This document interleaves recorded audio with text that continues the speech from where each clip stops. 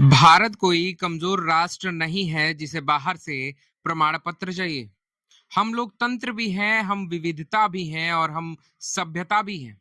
और याद रखिए, जब कोई देश मजबूत होता है, आत्मविश्वासी, खुद को मानता है और अपनी सभ्यता पर गर्व करता है, तब दुनिया के कुछ लोग जो बाहरी होते हैं वह असहज जरूर हो जाते हैं। लेकिन भारत अब किसी के सामने रुकने वाला बिल्कुल भी नहीं है। मेरा नाम है सुमित तिवारी और आप देख रहे हैं अनऑफिशियल इंडियन लीडर। आज मैं एक बहुत ही महत्वपूर्ण विषय पर बात करना चाहता हूं। दुनिया के कई बड़े देश, विदेशी मीडिया संस्थान और तथाकथित जो मानव अधिकार संगठन भारत के नेताओं, भारत की संस्कृति और भारत की लोकतांत्रिक व्यवस्था पर लगातार टिप्पणी करते रहते हैं।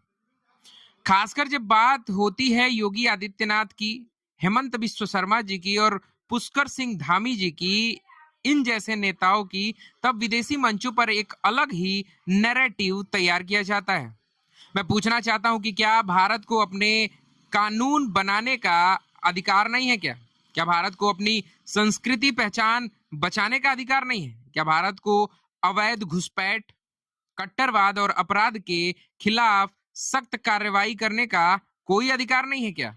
जब अमेरिका या यूरोप अपने देश की सुरक्षा के लिए कठोर फैसले लेते हैं, तब उसे नेशनल सिक्योरिटी का नाम दिया जाता है। लेकिन जब भारत अपने नागरिकों की सुरक्षा, अपनी सीमाओं और अपनी संस्कृति की रक्षा की बात करता है, तब उसे कट्टरता या कट्टरवाद का नाम दे दिया जाता है। यह दोहरा मापदंड आखिर क्यों है? आज भारत बदल रहा है। नया भारत अपनी बात मजबूती से रखता है। अगर कोई नेता अवैध कब्जों के खिलाफ कार्रवाई करता है, तो उसे बुलडोजर पॉलिटिक्स का नाम दे दिया जाता है। अगर कोई नेता घुसपैठ पर चिंता व्यक्त करता है, तो उसे हेट स्पीच कहा जाता है। अगर कोई नेता बहुसंख्यक समाज की समस्याओं की बात करता है, तो उसे ध्रुवीकरण कह दिया जाता है। लेकिन मैं साफ कहना चाहता हूं कि जो भारत का संविधान सबको समान अधिकार देता है और कानून सबके लिए समान होता है। देश धर्म से नहीं, देश कानून से चलता है, देश संविधान से चलता है। अभी जो वेस्टर्न मीडिया है, उन्होंने ये इन तीन बड़े नामों के विरोध में चिंता जताई है। मैं उनसे पूछना चाहता हूं कि ये मीडिया उस समय कहां थी जब बंगाल में हिंसा छिड़ी थी? दूसरी बात, जब कोई नेता यह कहता है कि 15 मिनट के लिए पुलिस हटा लो, उस समय मीडिया कहां सो जाती है? तो पश्चिमी मीडिया कहीं ना कहीं हमारे भारत में अपनी दखल अंदाजी बंद करे।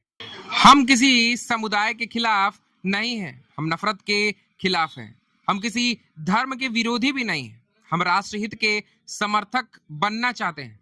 हम किसी नागरिक को डराना नहीं चाहते हैं, हम केवल यह चाहते हैं कि भारत में रहने वाला हर व्यक्ति भारत के कानून और संविधान का सम्मान करे। आज जरूरत है कि भारत अपनी कहानी खुद दुनिया को बताए। विदेशी मीडिया के जो चश्मे से भारत को देखने की आदत है, उसको छोड़नी पड़ेगी। आपकी क्या राय है? कमेंट सेक्शन में जरूर बताइएगा। वीडियो को शेयर करिएगा, लाइक करिएगा और चैनल को सब्सक्राइब करना ना भूलिएगा। Thanks for watching.